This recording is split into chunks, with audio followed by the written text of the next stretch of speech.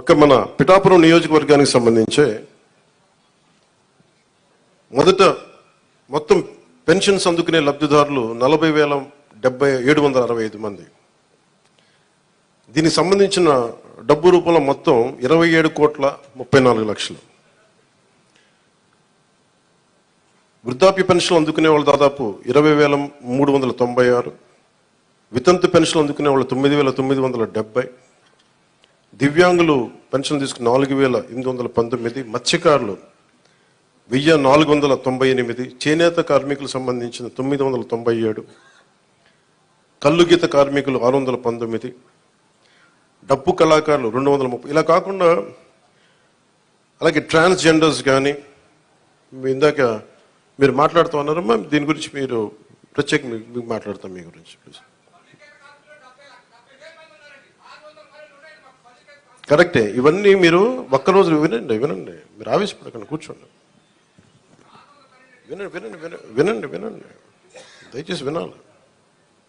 మీరు జర్నలిస్టా, మీరు సంఘం నుంచి వచ్చారు? ఓకే, కూర్చోండి ప్లీజ్, కూర్చోండి. ముందు ఎక్కడో చోట ఒక అడుగు మొదలు పెట్టాం. మీ తమరి పేరు మీ పేరు సార్? ఓకే, గోవిందరావు గారు. ఇది ఎక్కడో ఒక చోట మొదలు పెట్టాం, గుర్తుపెట్టుకోండి. ఇందాక కలెక్టర్ గారు కూడా అదే చెప్తున్నారు. ప్రతి ఆల్టర్నేట్ వీక్ నేను వచ్చి పిఠాపురంకి వచ్చి కూర్చుంటాను. అవి ఏవైతే ఉన్నాయో అవి ఇవ్వండి ఖచ్చితంగా. దీంట్లో కూడా చాలా ఛాలెంజెస్ ఉన్నాయి. గత ప్రభుత్వం కూడా అర్హత లేని వాళ్ళని పెట్టారని, అర్హత ఉన్న రకరకాల కామెంట్స్ ఉన్నాయి. వీటన్నిటికీ కలెక్టర్ గారు వీళ్ళందరూ సలహాలు ఇచ్చేది ఏంటంటే, కేంద్ర క్యాబినెట్కి చెప్పాలి, మనం రాష్ట్ర క్యాబినెట్కి చెప్పమంటుంది ఏంటంటే, ఒక రీసర్వే కూడా జరిగితే చాలా మంచిది దీని మీద అని. ఖచ్చితంగా కలెక్టర్ షాన్ మోహన్ గారు చెప్పిన ఈ సలహాని రాష్ట్ర క్యాబినెట్ ముందు ఖచ్చితంగా గౌరవ ముఖ్యమంత్రి చంద్రబాబు గారి దగ్గర దృష్టిలో కూడా పెడతాం. అది కేంద్ర క్యాబినెట్లో, రాష్ట్ర క్యాబినెట్లో మేము చర్చిస్తాం.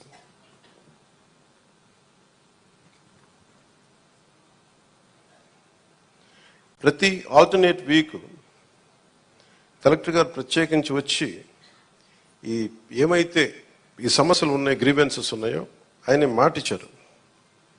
అంటే ఒక యువ కలెక్టర్ అంత ముందుకొచ్చి నేను ఒక ప్రతి 2వ వారం వచ్చి కూర్చుంటానంత బిజీ షెడ్యూల్ నాకు తెలుసు. ఒక అడ్మినిస్ట్రేషన్ ఎంత కష్టమో నాకు తెలుసు. అలాంటి సమయంలో ఒక ఎవ్రీ ఆల్టర్నేట్ వచ్చి నేను ఇక్కడికి వచ్చి గ్రీవెన్సెస్ నేనే వ్యక్తిగతంగా చూస్తాను అన్నందుకు వారికి ప్రత్యేకంగా మోహన్ గారికి నా ప్రత్యేక కృతజ్ఞత. అలాగే చాలా సమస్యలు ఉన్నాయి. ఇప్పుడు ఉదాహరణకి మనకి 40% దాటితే తప్ప మనకి దివ్యాంగుల సర్టిఫికేట్ రాదు అనేది డాక్టర్లు అసెస్ చేయాలి. ఒకసారి 90% ఉంటుంది కానీ దాన్ని అసెస్ చేయరు. అందుకని ఇందాక మాట్లాడుతున్న సదరన్ సర్టిఫికేట్ నేను పదం అంటే, ఒక డాక్టర్ వచ్చి ఇది ఎంత శాతం మనకి ఈ వారి శరీరంలో పనిచేయట్లేదు, ఏ అవయవాలు పనిచేయట్లేదు ఒక నిర్ధారణకు రావడానికి దాదాపు కొంచెం ఆ సమయం తీసుకోవాలి. దీన్ని నడిపే నాయకత్వం కానీ వ్యవస్థ కానీ అన్నీ ఉన్నాయంటే ఉన్నాయి, కానీ నిర్వీర్యంగా ఉన్నాయి, కొంత జోష్తో పనిచేయట్లేదు. మేమందరం ఎందుకున్నామంటే ఇక్కడ ఈ రోజున కూర్చోబెట్టి ప్రతి గంట ఈ రాష్ట్ర అభివృద్ధి కోసం పనిచేయడానికి, ప్రజా సంక్షేమం పనిచేయడం కోసమే ఉన్నాం. ఎందుకంటే మేము విజయయాత్రలు చేయడానికి నేను లేను ఇక్కడ. ముఖ్యంగా నాకు సంబంధించినంత వరకు నేను పిఠాపురానికి సంబంధించి పిఠాపురం నీటి సమస్య తీర్చాలి, ముందు కనీస రక్షిత మంచి నీరు ఇవ్వగలగాలి, అట్లీస్ట్ ఒక ఎమ్మెల్యేగా నా కనీస బాధ్యత. ఉపాధి అవకాశాలు తీసుకురావాలి. అలాగే ఎన్ని పెన్షన్స్ ఉన్నాయో సరైన అర్హులందరూ, మిస్ అయిన అర్హులు ఎవరైతే ఉన్నారో వాళ్ళందరినీ ముందుకు తీసుకొచ్చి గుర్తించి వాళ్ళకి ఇచ్చేలాగా నా మొదటి ప్రయత్నం. అలాగే ఏవైతే మనకి ఈ సమస్యలు అయితే ఉన్నాయో, మనకి వ్యవసాయం సంబంధించి కానీ, కాలువల పూడికలు కానీ, అలాగే ఇప్పుడు చూస్తున్నారు బయట ఆ డయేరియా మనకి డ్రైవ్ చేస్తున్నారు ఇప్పటి నుంచి ఆగస్టు దాకా. ఎందుకంటే చాలామంది శుభ్రంగా పారిశుద్ధ్యం పరిస్థితులు లేకపోవడం వల్ల. నేను పంచాయతీరాజ్ శాఖ మన మీటింగ్లో కూర్చొని ఉంటే చాలా అద్భుతమైన వ్యక్తులు ఉన్నారు, అడ్వైజర్స్గా ఒక్కొక్కరు కూర్చొని ఎంత గొప్పగా చేస్తున్నారంటే, కాకపోతే వాళ్ళ సమర్థతని ప్రతిభని ఉపయోగించుకోవడం మనకు తెలియట్లా. అందుకే నేనేం చెప్పానంటే, ముందు మన పిఠాపురం రాష్ట్రం మొత్తం అమలు చేయడానికంటే ముందే మన మండలాల్లో, మన కొత్తపల్లి ఉప్పాడ మండలం కానీ మిగతా మనకి గొల్లప్రోలు మండలం కానీ ఇక్కడ మనకున్న మండలాల్లో ఎక్కడో చోట కొన్ని పర్టికులర్ గ్రామాల పంచాయతీలను సెలెక్ట్ చేసి అసలు పారిశుద్ధపు సమస్య తీసేలాగా ఉండాలి. అది ఫస్ట్ నా ప్రయారిటీ. అది కనీసం రక్షిత మంచినీరు, కనీసం పారిశుద్ధ్య శుభ్రత ఉండేలాగా.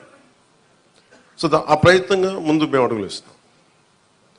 నేను చెప్పాను, ముందు విజయయాత్ర పెట్టమన్నారు రాగానే.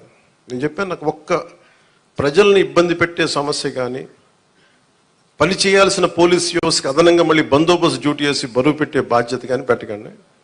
వాళ్ళు పని చేయాలి, వాళ్ళు ప్రజల కోసం పని చేయాలి. ఎంతసేపు కూర్చోబెట్టి మనం గత సంవత్సరాలుగా నలిగిపోయాం. ప్రతిసారి నేను రోడ్డు మీదకి వచ్చినప్పుడు ఎంత నలిగిపోతారో నాకు తెలుసు. అందుకని ఈ విజయయాత్రలు ఇవన్నీ పక్కన పెట్టి మీకు నేను పని చేసి పిఠాపురం నా సోదరులందరికీ, ఆడపడుచులకి, అన్నదమ్ములందరికీ నేను పని చేసి మరి అప్పుడు విజయయాత్ర చేస్తే నాకు ఒక తృప్తి ఉంటుంది. గెలిచినందుకు నాకు ఆనందం లేదు. పని చేసి మీ మన్నన పొందిన తర్వాత నాకు అప్పుడు ఆనందం వస్తుంది. మీ మన్నన పొందే వరకు అప్పుడు నాకు నేను ఎమ్మెల్యే అప్పుడు నేను ప్రకటించుకుంటాను. ఇప్పుడు మీరు అంటే నాకు నిజంగా నాకు హై స్టాండర్డ్స్ పెట్టుకుంటాను. నాకు చాలా హై స్టాండర్డ్స్ పెట్టుకుంటాను. నేను పని చేసే వరకు కొన్ని వదలను. ఇంకా నాకు పిఠాపురాన్ని నేను మీకు మాటిస్తున్నాను, భారతదేశంలో అత్యంత మోడల్ నియోజకవర్గంగా చెయ్యాలి అని ఒక ఆకాంక్ష. ఎందుకంటే పెద్ద పెద్ద పరిశ్రమలు రావాలి, ఇక్కడ కాలుష్యం లేని పరిశ్రమలు ముఖ్యంగా రావాలి, అవన్నీ తీసుకురావాలి. ఇక్కడ నుంచి విదేశాలకు ఎవరికైనా ట్రైనింగ్ వెళ్ళాలంటే విదేశాలకు ఇక్కడ ట్రైనింగ్ ఇప్పించి రకరకాల వృత్తి కోర్సుల ద్వారా కొంతమంది పంపించాలి. ఇక్కడి నుంచి చాలా విభిన్నమైన ఎక్స్పర్ట్స్తో మాట్లాడుతాను. వాళ్ళందరికీ ఇక్కడికి రావాలి, తీసుకొస్తాను.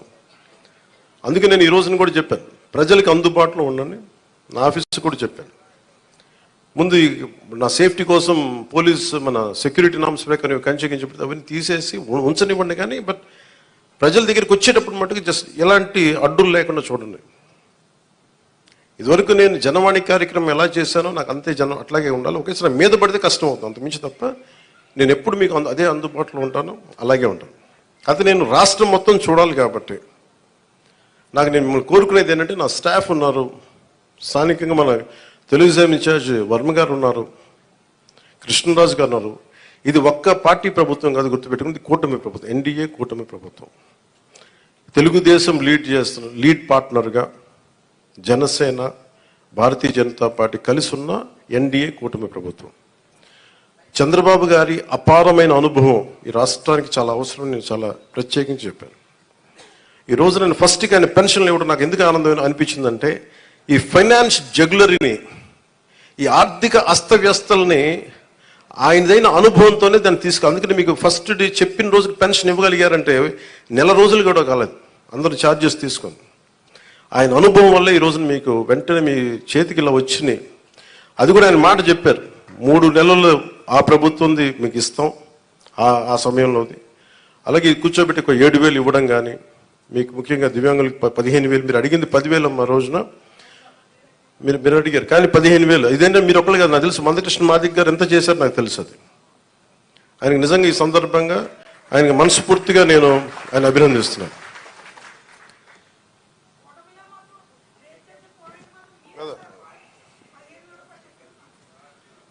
అందరం కలిపి చేసేద్దాం.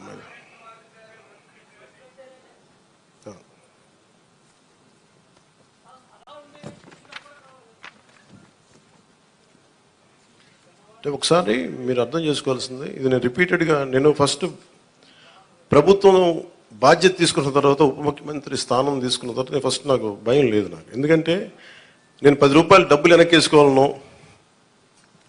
లేదంటే నాకు కొత్త పేరు రావాలనో నాకు నిజంగా లేదు. నాకు ప్రజల్లో చాలా సుస్థిరమైన స్థానం ఇచ్చారు. నేను ఒక నటుడిగా పూర్తి స్థాయిలో ఉన్నప్పుడు నాకు డబ్బు కొదలేదు. నాకు రాజకీయాలకి డబ్బుకి సంబంధం లేదు. సో డబ్బులతో నాకు రాజకీయాలు ముడిపడి, అందువల్ల నేను చేసేటప్పుడు మీకు మొత్తం సాయశక్తిలో పెట్టేస్తాను. మీరు చెప్పిన ప్రతి సమస్యకి పెడతాను. కాకపోతే డబ్బు అందరికి ఏముంటుందంటే, ప్రభుత్వం రాగానే అన్ని సమస్యలు చిటికలో అయిపోతాయి. అవో, కానీ చిటికలో అయ్యే వరకు పనిచేస్తాం. దీనికి ఇప్పుడు మీరు చెప్పారు, మీరు మోహన్ రావు గారు, మీరు గోవిందరావు గారు, ఇవన్నీ మేము మర్చిపోను. అలాగే వినండి వినండి నా మాట, మా పాయింట్ అర్థమైంది కదా, వినండి. ఇదేంటంటే మీకు వినే ప్రభుత్వం చెప్పడానికి నేను ప్రభుత్వ ప్రతినిధిగా చెప్తున్నాను. మీరు ఎప్పుడైనా సరే మీరు మమ్మల్ని నిలదీయండి అని నేను అడిగానప్పుడు, మీరు ఓటేశారో లేదో నేను కూడా అడగట్లా. ఇందాక చాలా నా పెద్దలు వేదిక పైన మాట్లాడుతూ ఒకటే చెప్పారు, ఈ పార్టీ కాకపోతే మేము పెన్షన్లు తీసేస్తున్నారు. కృష్ణరాజు గారు చెప్తా ఉన్నారు, వాళ్ళ పార్టీ మెంబర్లు అయితేనే మేము ఇస్తాం. నేను మీకు మాట ఇస్తున్నాను, గత ప్రభుత్వంలో కాదు, మీరు ఏ పార్టీకి సంబంధించిన వారైనా కనీసం మీకు ఇవ్వటం అది మా కనీస ధర్మం, ఈ ప్రభుత్వ బాధ్యత. పిఠాపురంలో తీసుకొచ్చి మీకు అలాంటి సమస్య ఏదైనా ఉంది అంటే మీరు ఓటు వేయకపోయినా కానీ అర్హత ఉన్న వారికి అది మీకు ఇంటికి వచ్చి తీరుతుంది.